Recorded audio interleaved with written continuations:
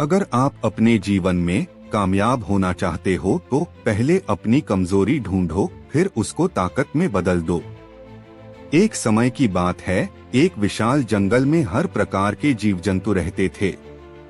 वहाँ एक बड़ा पेड़ था जो अपनी मोटी शाखाओं और हरे भरे पत्तों के कारण जंगल के बाकी पेड़ों से अलग दिखता था। इस पेड़ के पास ही एक चींटी का झुंड रहता था। ये चींटियां दिन रात मेहनत करती, खाना जमा करती और अपना छोटा सा घर बनाती। एक दिन जंगल में एक तेज आंधी आई। बड़ी बड़ी टहनियां टूटकर गिरने लगीं और कई जानवरों के घर तबाह हो गए। लेकिन नन्ही चींटियों का झुंड अपनी छोटी सी बिल में सुरक्षित था। आंधी खत्म होने के बाद चींटियों ने देखा कि पास का एक बड़ा पत्थर उनके रास्ते में आ गिरा है। अब उन्हें भोजन इकट्ठा करने के लिए बाहर जाने में बहुत मुश्किल हो रही थी।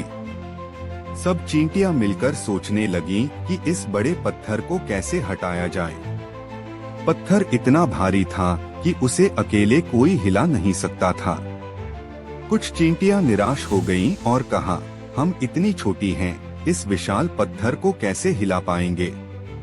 तभी झुंड की सबसे छोटी और कमजोर चींटी ने कहा, हम छोटी हो सकते हैं, लेकिन हम सभी मिलकर कुछ भी कर सकते हैं। अगर हम सब साथ मिलकर कोशिश करें तो यह पत्थर भी हमारे रास्ते से हट सकता है। सभी चींटियां उसकी बात सुनकर प्रेरित हुईं और एकजुट होकर काम में जुट गईं। उन्होंने एक के बाद एक पत्थर को धकेलने की कोशिश की। धीरे धीरे सभी चींटियों ने अपनी पूरी ताकत लगाई और अंत में वह भारी पत्थर खिसकने लगा। थोड़ी देर में उन्होंने पत्थर को पूरी तरह से हटा दिया और उनका रास्ता साफ हो गया।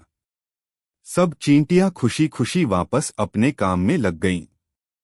उन्होंने महसूस किया कि भले ही वे छोटी हों, लेकिन उनके सहयोग और मेहनत से बड़ा काम भी संभव हो सकता है। इस कहानी से हमें यह सीख मिलती है कि कभी भी खुद को कमजोर या छोटा नहीं समझना चाहिए। अगर हम एकजुट होकर काम करें और खुद पर विश्वास रखें, तो हम बड़ी से बड़ी चुनौतियों का सामना कर सकते हैं। दोस्तों, ऐसी ही कहानी रोज सुनने के लिए मेरी चैनल को लाइक, शेयर और सब्सक्राइब जरूर कीजिए।